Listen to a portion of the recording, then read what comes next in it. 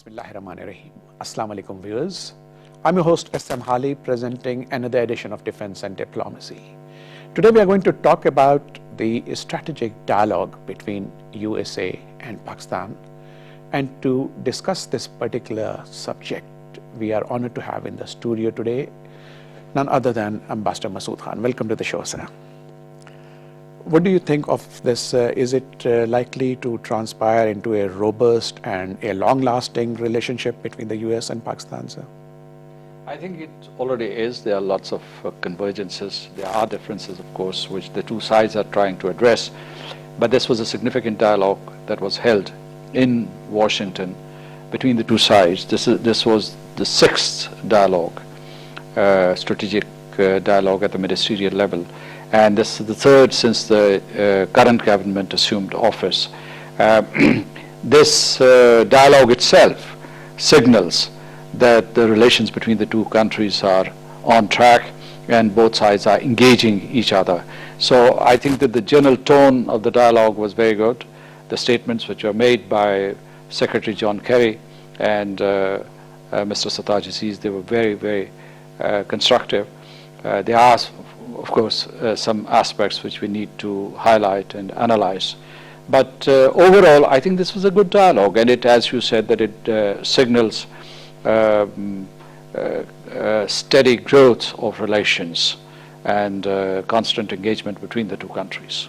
Indeed, sir. Before we come to the nitty-gritty, because there were a number of very serious aspects and very significant aspects discussed, one question which arises in the minds of our viewers, and you are the right person to ask, you spent quite some time in the US also, that the US is in a transitional mode. The new government is likely to be elected this year and take over from next year.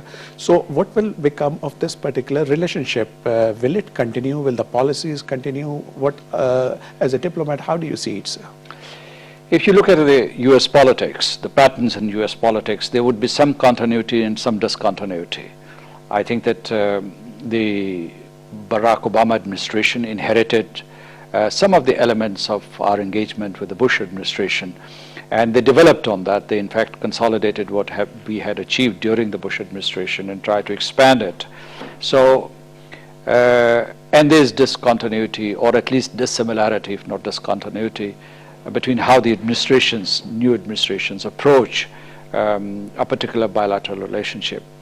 And as you know, that our relationship is not merely bilateral, it has regional and international dimensions also. So I think that there would be some dissimilarity. It varies from administration to administration. Even if the administration is by the same party, same political party, I mean, if it is a Republican. Currently the Democrats are. The Democrats, even if you have a Democratic administration, you may have some dissimilarity, as I pointed out. But I think that some of the elements appear to be constant in our relationship. I mean, we have to continue to focus on counterterrorism, on economic and trade cooperation between the two countries. Our dialogue on nuclear issues will continue. I think that our dialogue in regard to defense cooperation between the two countries will continue. And so would our consultations and talks and engagement about strategic stability in South Asia. So this would all continue. I'm a bit worried. Although there is no evidence to support this this concern. But I'm worried that if there's a new administration, whether it is Democratic or Republican, they might precipitously disengage from the region as a whole, from Afghanistan, from Pakistan, and then we would face a situation similar to the situation we faced back in the 1980s, or late 1980s, early 1990s. And there could be a civil war in Afghanistan, and there could be expectations, international expectations, that Pakistan should somehow resolve issues in Afghanistan. So that's what worries me. Second is that, I mean, of course, it would depend on who the next president is. And if the next US president has an even more biased tilt towards India, that would be problematic for Pakistan. But at the same time, it's a strong relationship between the two countries, and I think that we would continue to work on it because that's beneficial for not only the United States but also for Pakistan. True, sir. And as you mentioned, the Pak-US relationship is based upon very strong footings, on moorings, and despite some ups and downs or hiccups here and there, generally it has withstood the test of time. But the question that actually arises is, what about our engagement on the various other issues which were discussed, and let's not call them issues, topics, which included education, like our Minister for Planning was also there, and they talked about the education corridor between US and Pakistan. Then they talked about women empowerment, trade, commerce, and so many other essential things. So would you care to touch upon briefly some of these?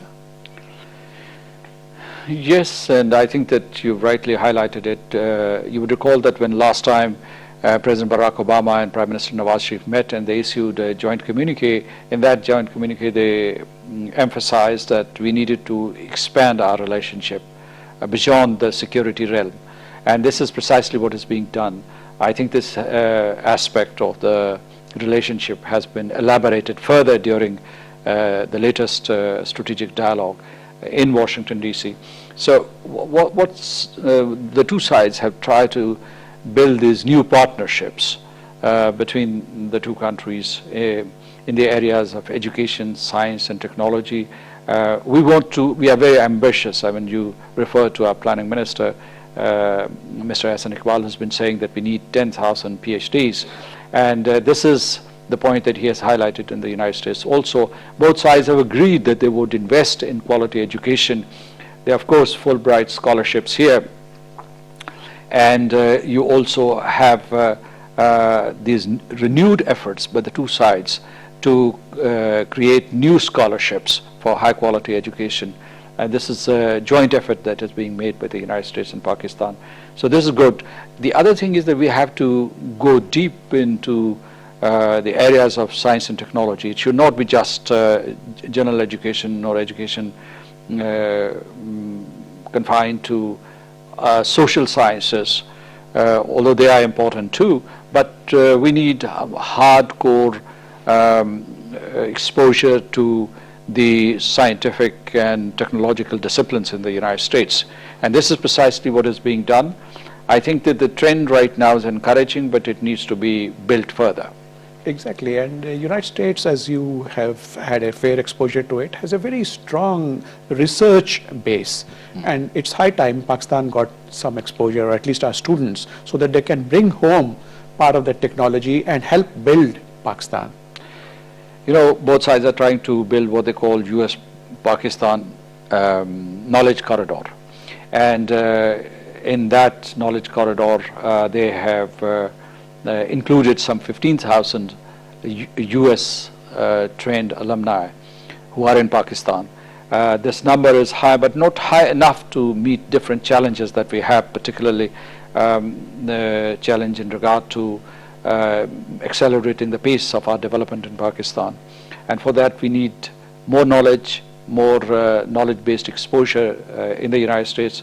And the United States can be helpful. I mean, they also talked about, if you look at the dialogue, I mean the opening statement given by the Secretary of State and our advisor, and also the joint communique that has been issued, the bulk of the space has been taken by economic and trade relations, and also educational, scientific, and technological partnerships between Pakistan and the United States. And this is a very healthy trend. I think that they've also talked about smart universities where you can have virtual access, and you will have access to Wi-Fi, broadband, internet connection in many universities, access to libraries and journals. So this is already happening. This also balances our relationship, because I mean, as you know, that we've always been worried that the relationship between the United States and Pakistan was always transactional, event to event, development to development, one strategic engagement to the other strategic engagement, and the overall relationship was in other areas an empty shell. So now I think that's being rectified, and we are making some progress in this area. But we need to work harder and we need to be a bit more ambitious, and the United States has to be more forthcoming. Indeed, sir. And you touched a lot of subjects, but one more thing I noticed, it appeared to be a carry forward of the meeting between Michelle Obama, the First Lady of the United States, and the first daughter of Pakistan, Maryam Nawaz, when they met September last year. And they talked about women empowerment, and this same discussion was carried out in this strategic dialogue, and it appears that a number of projects are going to move forward which will help empower the women of Pakistan. Yes, I mean that the United States has promised to help with the education of girls. Some 200,000 girls are being enabled to go to schools. Similarly, in regard to the empowerment of women, I think more corporate leaders would be encouraged to participate in national life. Both sides emphasized that if women participate in economic activities, that helps boost the economic productivity and output of a particular country. So I think that in all areas, whether it is gender empowerment, educational cooperation, there is progress, but we need to build on this progress, and we must ensure, both the United States and Pakistan, that this kind of cooperation is transferred and transmitted to the next administration in the United States. We certainly hope so, and let's keep our fingers crossed. But the other aspect of which the United States has already helped Pakistan quite a bit, but we hope to see a continuation, is in the field of energy, where Pakistan has been lagging far behind in the near past, although effort is at hand to bridge the gap. Well, you see, when analysts would compare the United States to China, they would always tell their US interlocutors that China is doing something on the ground which is tangible, contributing to Pakistan's power generation. I mean, even before the CPEC, China was participating actively in hydropower, coal-fired power generation, also alternate energy, nuclear energy.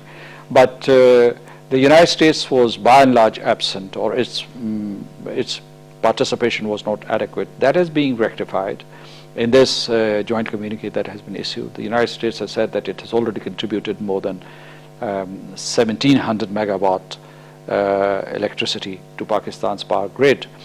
But they have affirmed this ambition that they would contribute another 3,000 megawatts. And this is very helpful for Pakistan's economy, because we have energy deficit and that has to be redressed, and the United States can become a partner with Pakistan in addressing these challenges, in facing these challenges. Here I would like to say that the United States emphasis is on clean energy area, and they promised to help us with hydropower generation, also alternate energy, which includes solar and wind power generation, and finally gas and oil and gas exploration. That is also on the cards. So overall, the United States contribution in this area would be very helpful, and it would be very welcome in Pakistan. In fact, if you notice, the United States has prodded us to move on to other avenues also of power generation, and I'm hinting at TAPI, I'm hinting at CASA 1000, as well as the recent agreement we made with Qatar for LNG. Yes, the United States is supporting them, CASA 1000, TAPI, as you have said, and this has regional dimensions. I mean, these are energy pipelines, and at the same time, they promote connectivity, regional connectivity. And so, I mean, they're good for economic connectivity, but they also become catalysts for peace and stability in the region. CASA 1000 and TAPI both pass through Afghanistan, so therefore it is important that Afghanistan is stable, peaceful, and that the process for peace and reconciliation takes off there. So I think that, yes, here too, the United States is playing a constructive role. But Ambassador, you mentioned Afghanistan, and it's important we bring it into the loop now. If you recall the press conference of the advisor Sartaj Aziz, he mentioned that there is a problem that whenever any issue starts off in Afghanistan, Pakistan is unjustly blamed for it. And he was trying to say that Pakistan is a stakeholder in Afghan peace, and all these aspects which you just mentioned, the different projects, Pakistan would tend to gain by stability in Afghanistan and not instability. So what are your thoughts, sir? I think that Mr. Sartaj Aziz's statement was very direct, very forthright. He put across Pakistan's point of view without mincing his words. And this is the message that he has given, that Pakistan has made so many sacrifices. We've been fighting this war against terrorism as part of the international coalition. We have paid heavy price for that. Investment opportunities have been denied to Pakistan. I mean, there's been environmental degradation in Pakistan. But this we have done in our national interest, and also to support the international community fight the menace of terrorism. So it would be, and Pakistan has been making these efforts, consistent efforts, to usher in an era of peace and stability in the region. Mr. Sartaj has also talked about a peaceful neighborhood. So in that context, he said that don't look at Pakistan through the prism of Afghanistan or through the prism of India. Pakistan is a country in its own right. It has national, regional, international standing. Pakistan should be respected as a responsible state in the region. So, and he has also said that Pakistan would like to help Afghanistan move towards peace and reconciliation, stability, but Pakistan should not be made scapegoat for each and every failure in Afghanistan. This is unhealthy. This is unrealistic. This is not anchored in ground realities. There's some disconnect, and he's tried to highlight that. I think it was a very pragmatic summation of the views. But since you mentioned India, there's something else which worries me, and I'd like to ask your opinion on this, sir. Both India and Pakistan appear to be wooing the US for its attention, for a closer relationship. Why does it have to be a zero-sum game? It should not be at the cost of one relationship with the other. Before we move on to India, let me add one bit in regard to Afghanistan. I think while Pakistan and the United States have some difference on Afghanistan, how we approach the whole issue of Afghanistan, we've had these differences in the past, but now I think they've been collaborating very productively in the context of this quartet that they have put together, the quadrilateral coordination group.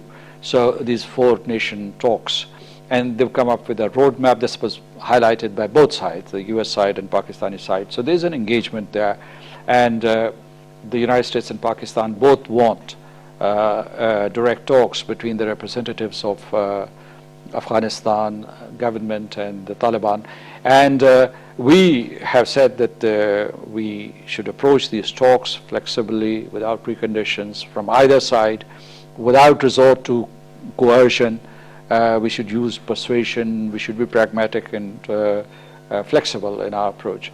So I think that that seems to be working, but there are new snags which have come up. I think that I was reading some new conditions which have been announced by the Taliban, and they are unacceptable. At least one condition is unacceptable to the Afghan government. This can complicate the situation. I think that the best course of action would be that the negotiators sit across the table and then they talk about whatever conditions they have. They should not talk about the conditions before the talks commence. You have raised this point about, and you used a very interesting expression that both India and Pakistan are wooing the United States.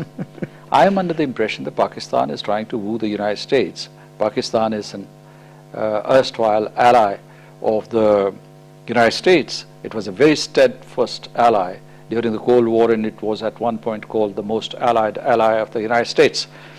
But right now, the irony is that we are wooing Washington but Washington is wooing India.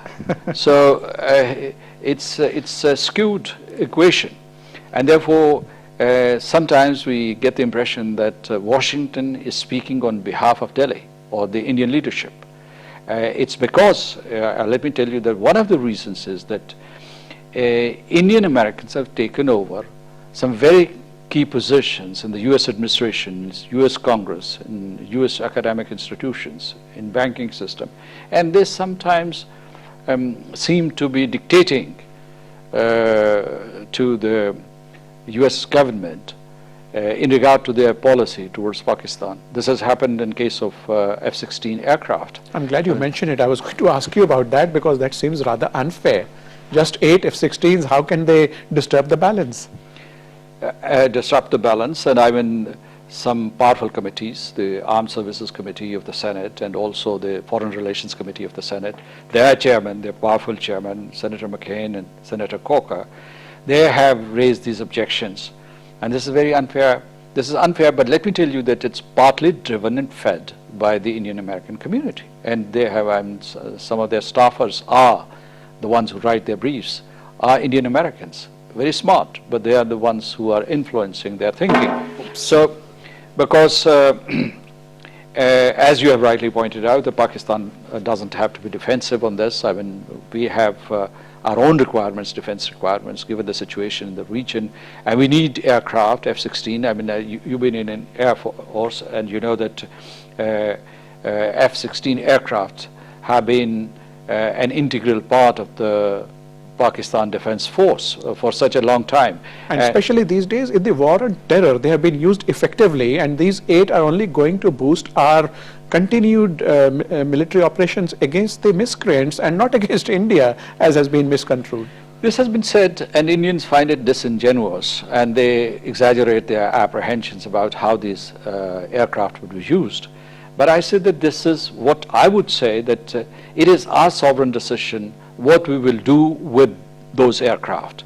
I mean, terrorism is a threat. We must counter it. We've used F-16 aircraft successfully in these operations, and we would continue to do so. But this aircraft also boosts and enhances Pakistan's defense capability. And rightly so, because there's asymmetry in South Asia. India, we have tried to attain a semblance of strategic parity with India.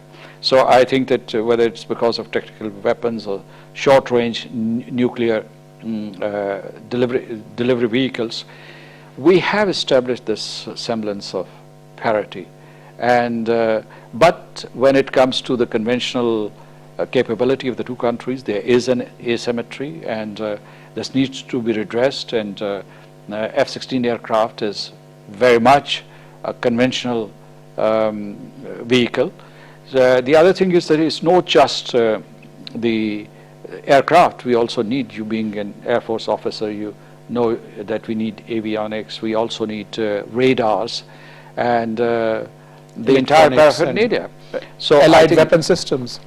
Allied weapon systems, as you call it. So we need, this is a legitimate requirement for Pakistan. We must acquire these weapons. India is the biggest purchaser of defense equipment in the world. It has outstripped all other buyers. And in fact, asymmetry between India and Pakistan is huge in both realms. I mean, after the 2005 agreement, civil nuclear agreement between the United States and Pakistan, India's capability to fabricate fuel or fissile material and use it for weaponization has been exponentially strengthened. So I think that if Pakistan, in this very precarious security situation, tries to beef up its defense capability and build its capacities, India should not object. And it also shows the real face of India. While it says that it is ready to talk to Pakistan and have a dialogue with us on all the 10 agenda items that we have agreed to, it wants to disembowel Pakistan. It wants to eviscerate Pakistan. And Destabilize us. disarm Pakistan. In fact, it wants that Pakistan should not have any defense capability whatsoever. But That's not going to happen. I mean, we are alert, and I hope that this deal would go through.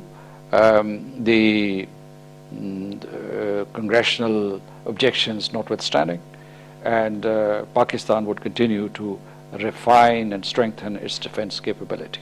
because the standing committee has given 30 days notice, which is likely to terminate on March the 12th. And normally, such deals are very carefully vetted and studied. So these objections coming from McCain and Crocker hopefully will not carry so much weight. Yes, I think let's, as use the expression, let's keep our fingers crossed. Because Indian American community, as I said earlier, is very, very powerful, and its influence is pervasive in the US administration and in the US Congress. I'm a witness to that. I mean, this was way back in the 1990s, late 1990s, and till 2001, 2002, I was there in Washington, D.C. But I think that since then, their power and clout has increased manifold. So, and there is Pakistani American community, but it's not as mobilized, it's not as organized as the Indian community. Very true. The Indian community is fairly loud and also has made an ingress, if you notice, in the US media, and where it does support not only Indian, let's say, viewpoint, but also influences the Americans as far as its anti-Pakistan stance is concerned. True. The US media, I mean, sometimes the bylines are of Indian writers or writers of Indian origin, and they twist and distort the stories about Pakistan. They want to denigrate Pakistan. But I think that we should not always sound very defensive. We should not give the impression that we feel threatened, insecure. In fact, now we have gained traction as a nation. After the successful Zarbiyazb operation, we have acquired confidence, combat experience. We have accumulated this combat experience.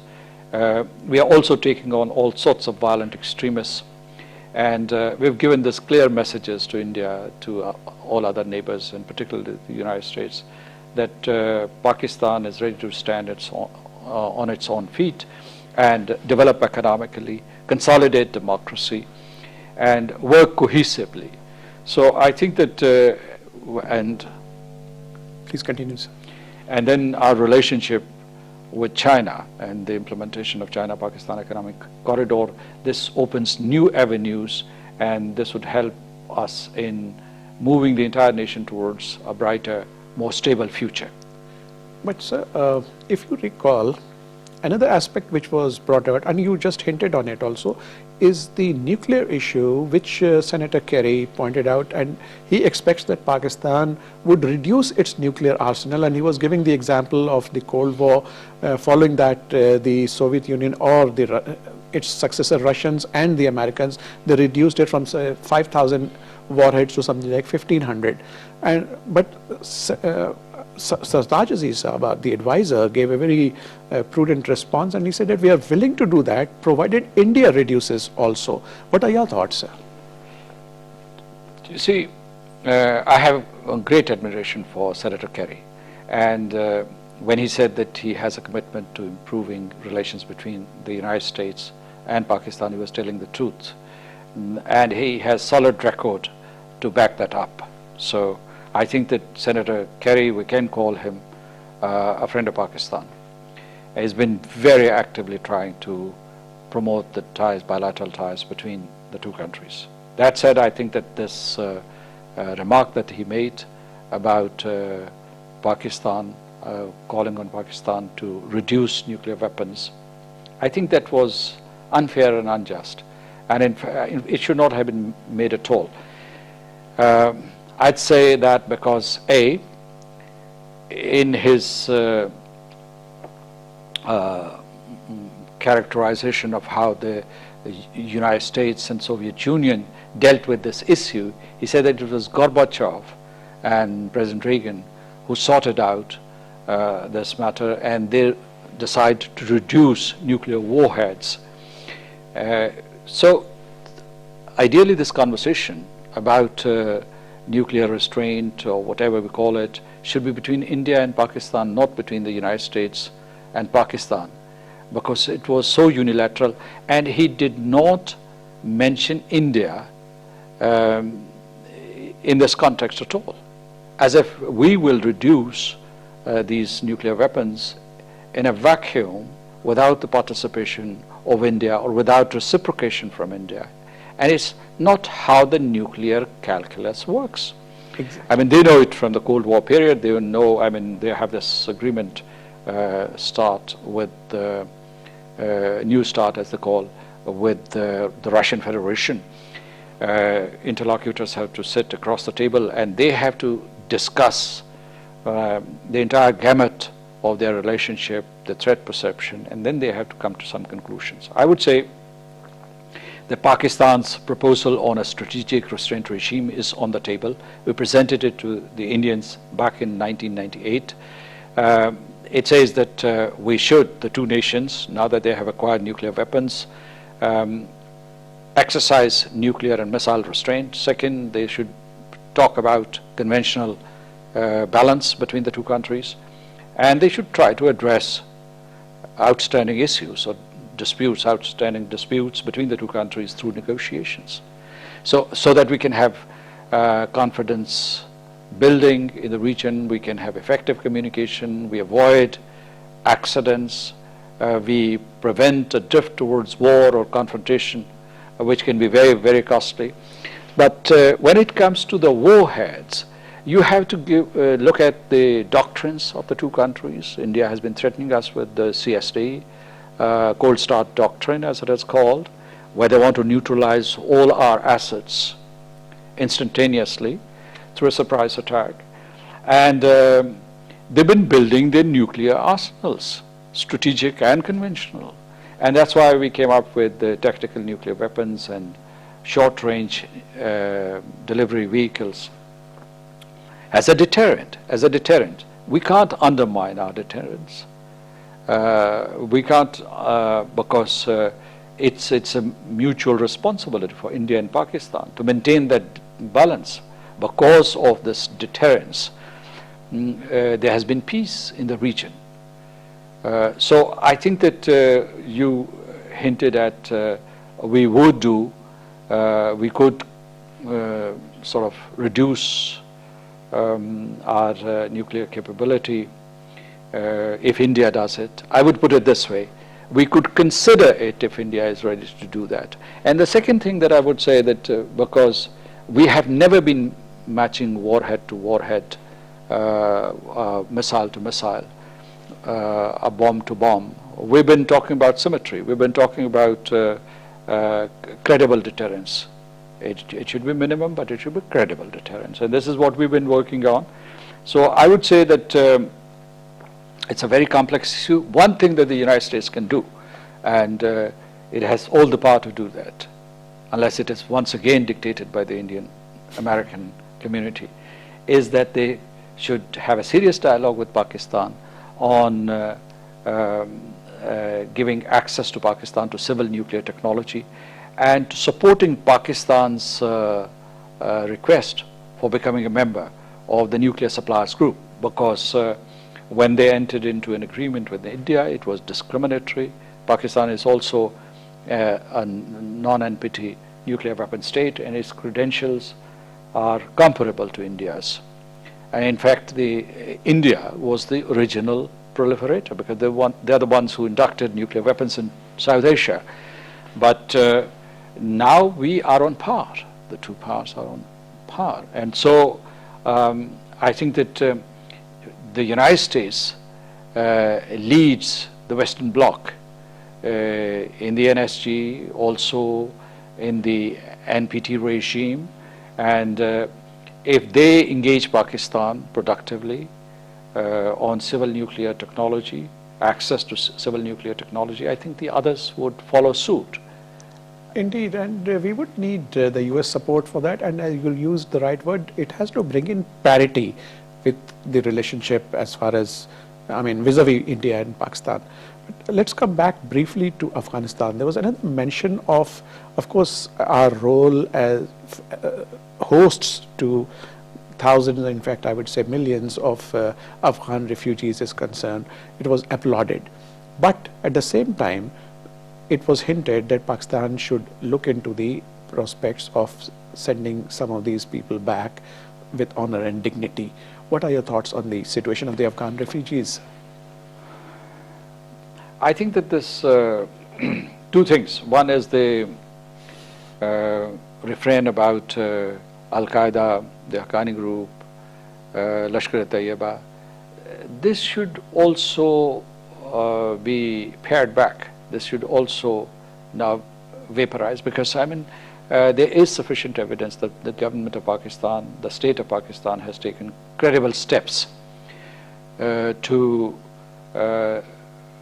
eliminate Al-Qaeda. Al-Qaeda has been dismantled and weakened, and that's partly or mainly because of the resolution and determination that was demonstrated by Pakistan. Second is the Haqqani group. They have relocated to Afghanistan, and we've been taking actions against them. And we have taken actions against Lashkar-e-Tayyiba in pursuance of our international obligations. And also, we've been now in the recent past, we've been tracking terrorist financing under the obligations we have entered in FATF.